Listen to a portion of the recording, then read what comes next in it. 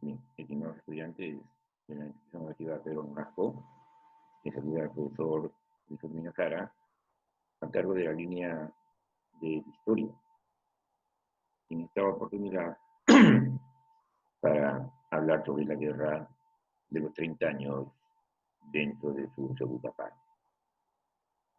Los objetivos específicos jóvenes del tema de hoy es identificar las causas principales y el contexto histórico en que se desarrolla la guerra, asimismo también analizar las verdaderas causas y consecuencias de este conflicto.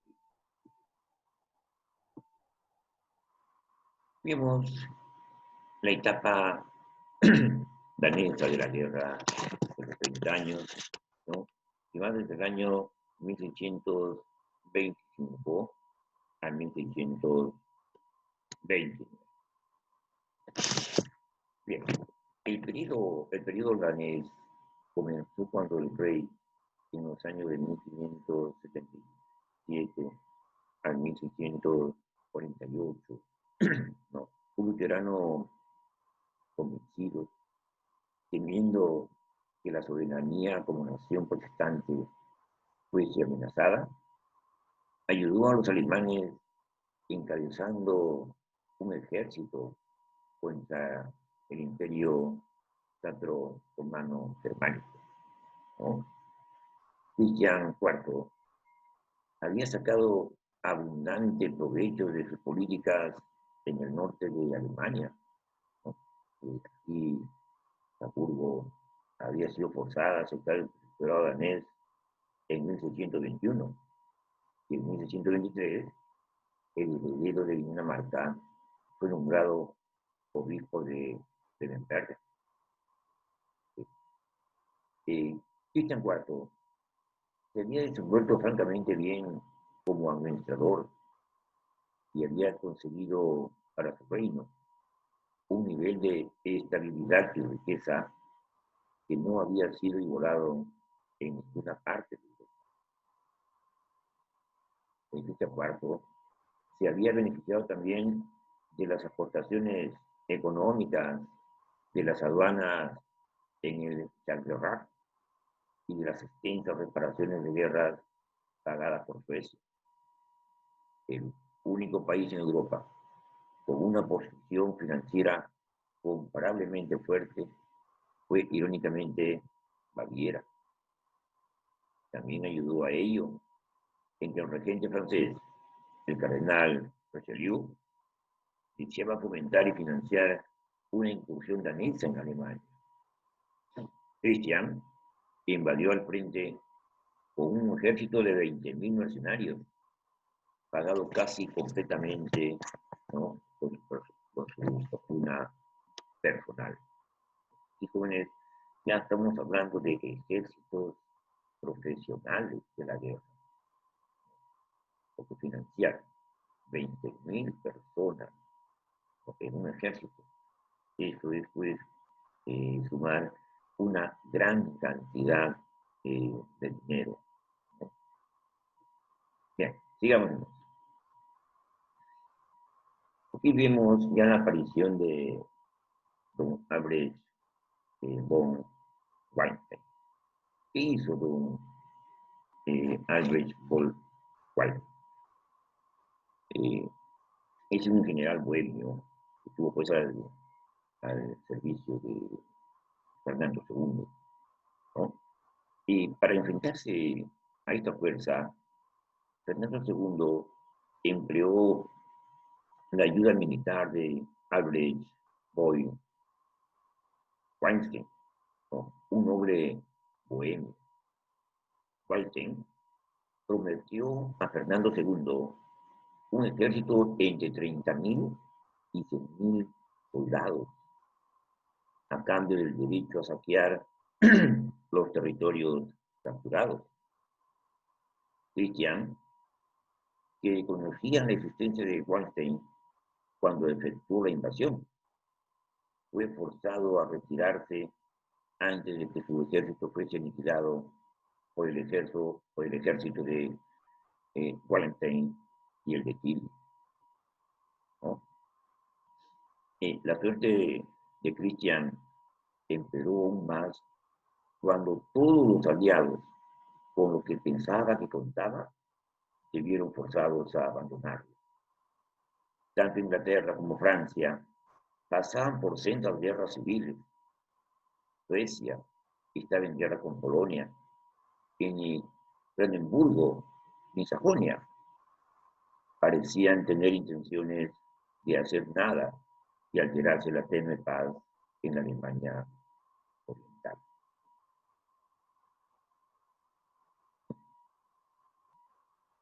Albrecht von Weinstein, ¿no?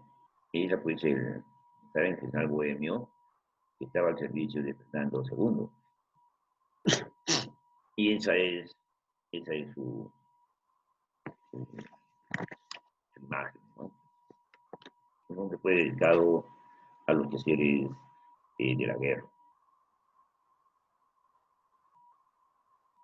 Bien, entonces, Wallenstein derrotó al ejército de Maffei, ¿no?, en la batalla del puente de Sioux en el año de 1626, y el general Tilly derrotó a los daneses en la batalla de Luther también en el mismo año.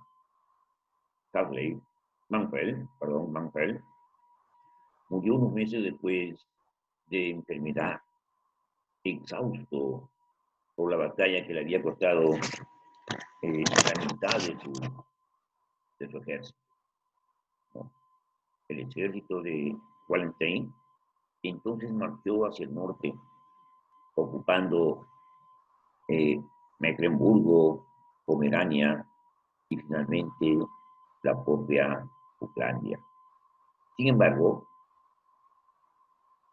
Wallenstein fue incapaz de tomar la capital danesa en la isla de Sigland.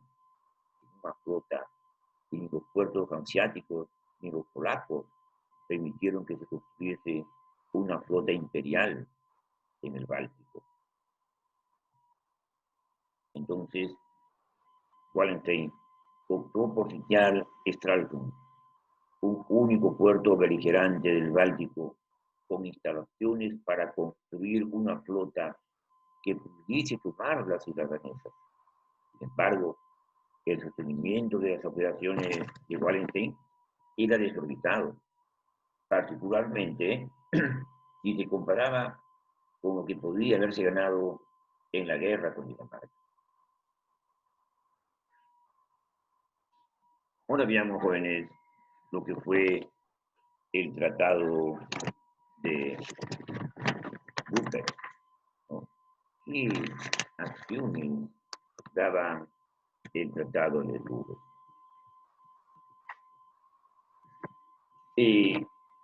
Ante toda esta continua guerra, ¿no?, se llegó finalmente al Tratado de Lübeck en el año de 1629, por el que Cristian IV renunció a su apoyo a los protestantes alemanes para poder mantener su control sobre Dinamarca. En los siguientes 2 años se subyugaron más tierras a los poderes católicos, ¿no? La guerra de los 30 años podría haber terminado con el periodo danés, pero la Liga Católica persuadió a Fernando II de que intentase recuperar las posiciones luteranas que, en aplicación de los acuerdos de la paz de Hamburgo, pertenecían por ley a las iglesias católicas. Estas posiciones estaban descritas en el Edicto de Restitución de 1629 e incluían 2 arzobispado, 16 obispados y cientos de monasterios. Entonces, en estas circunstancias, el panorama para los protestantes era desolador. Los nobles y campesinos preferían abandonar sus tierras en Bohemia y Austria antes de convertirse al catolicismo. Anfield y Gabriel Bethlen, los primeros oficiales de la causa protestante, murieron en el mismo año. Solo el puerto de Stralsund, abandonado por todos sus aliados, se mantenía frente a Wallenstein y el emperador. Bien, ahora vamos a ver una figura, una imagen bastante impactante, ¿no?, de las miserias de esta guerra, ¿no? Como las personas que no estaban de acuerdo con una u otra religión morían colgados en un árbol donde a las personas se les juzgaba tan solo por no estar de acuerdo con un credo religioso. Una imagen bastante impactante, ¿no? Es una réplica de aquel que cayó, ¿no? Muy bien. Vamos entonces, jóvenes, a la otra parte, ¿no?, de esta guerra de los 30 años, esta vez con la intervención sueca, ¿no?, que va de 1630 a 1635. En este caso, algunas personas en la corte de Fernando II creían que Wallenstein deseaba controlar a los príncipes alemanes y restaurar el poder del emperador en Alemania bajo su autoridad. Y en este sentido, Fernando II destituyó a Wallenstein en 1630, pero más tarde lo volvería a llamar después de que los suecos, al mando del rey Gustavo II, atacasen al imperio y vencieran en unas cuantas batallas significativas. La entrada de esta nación a la guerra conduciría al imperio a una situación defensiva. Gustavo II Adolfo justificaba oficialmente su intervención, aduciendo que defendía a los protestantes de un emperador injusto. Pero como previamente había hecho Cristian IV, acudió en ayuda de los luteranos alemanes para prevenir una posible agresión católica a su país y para obtener influencia económica y política de Suecia en los estados alemanes situados alrededor del mar Báltico, en detrimento de las esferas de influencia de Dinamarca, Polonia y la Liga Hanseática. Esto, de alguna u otra manera, pues exacerbó, podríamos decir nosotros, lo que pasó con la intervención sueca, ¿no? Una forma, pues, de inmiscuirse, ¿no?, en la guerra. ¿Y qué pasó después, ¿no? En este marco de la guerra, ¿no?, vemos aquí la victoria de Gustavo Adolfo de Suecia, ¿no?, en la batalla de Bregenfeld en 1631. Bien, entonces, esta intervención sueca, así como también como Cristian IV, Gustavo II y Adolfo derrotó. Bien,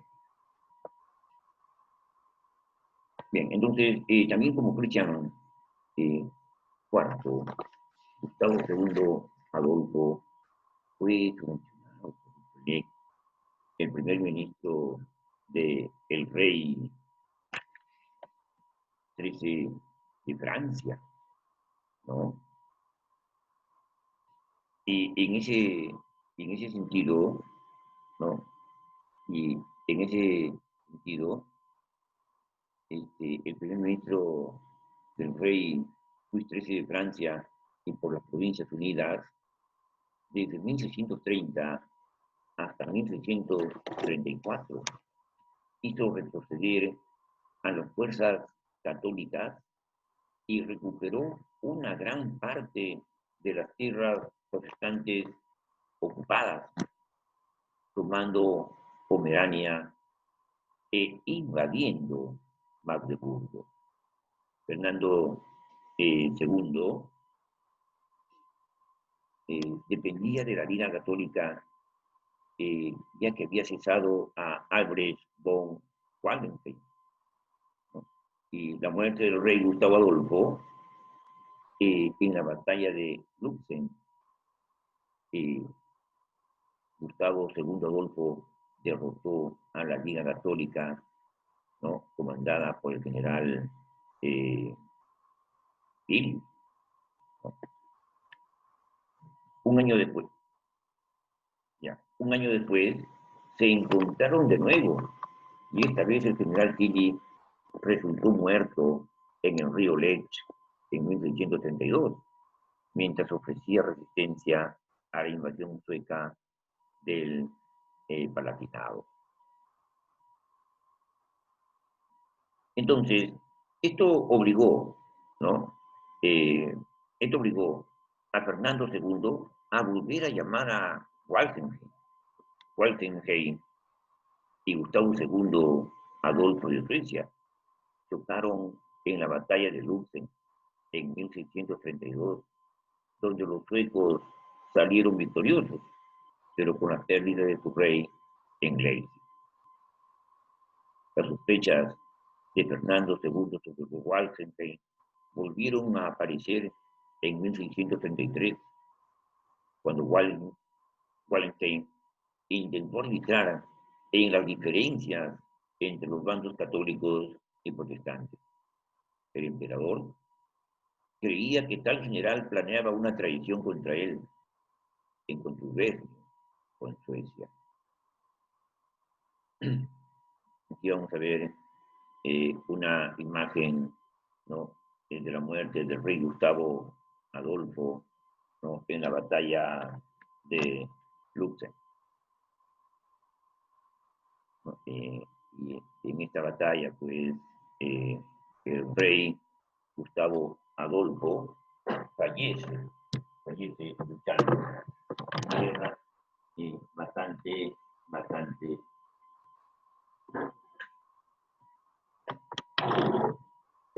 una guerra en la que por ello, pues, murió el rey Gustavo Adolfo. Bien, digamos entonces, jóvenes,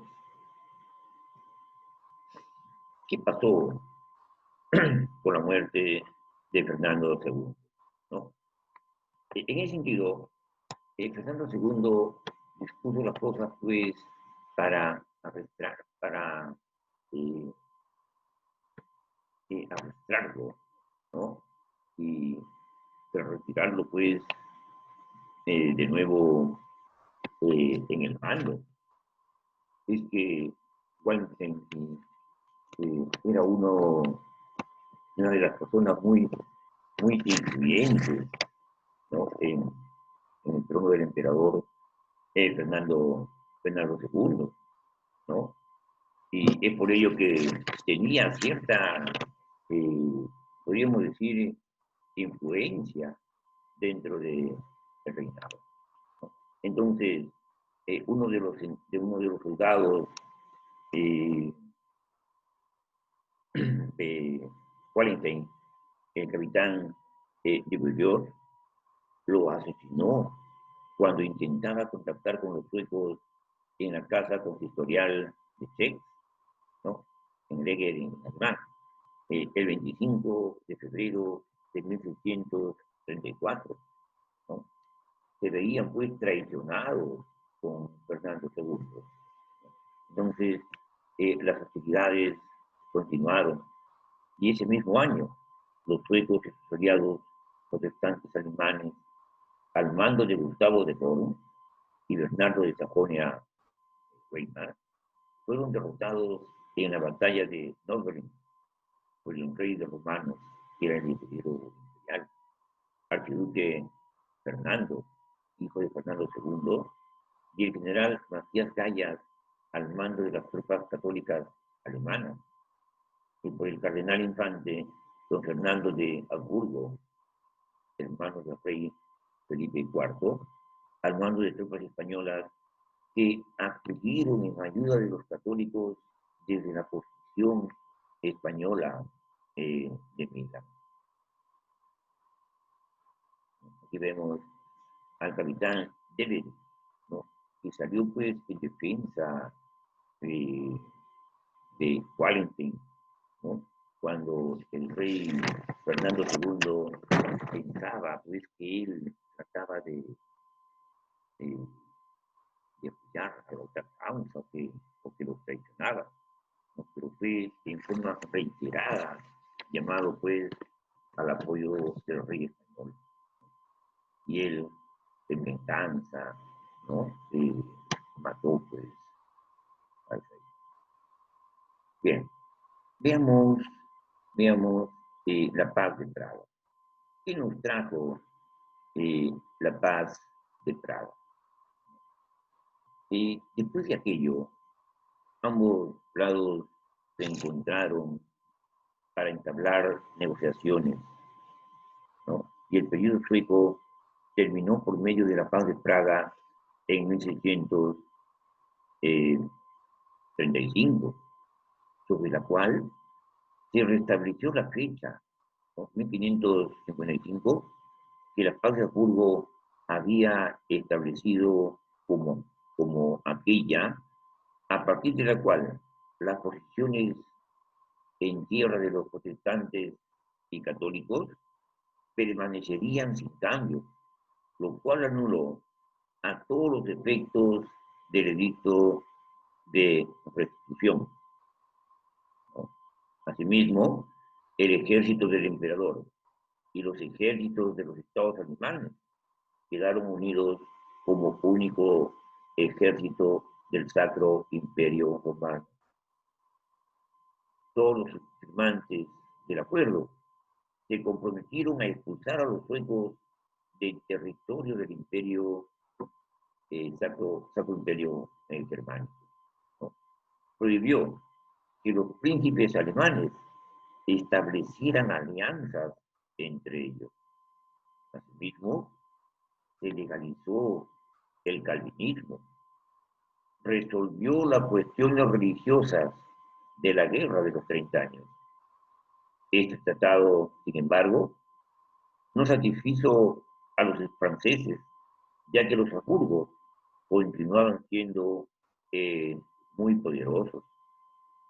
Además, acá tenemos que indicar que España tomó en enero de 1635 Trevery, Spira, Landau in der Pfalz y Philipsburg, importantes fortalezas del electorado de Trevery. Y es ahí cuando Francia decidió entrar el 19 de mayo en la guerra. Esto ha sido, jóvenes, la clase del día de hoy. Muchas gracias por su atención y que tengan ustedes una buena tarde. Muchas gracias. Permiso.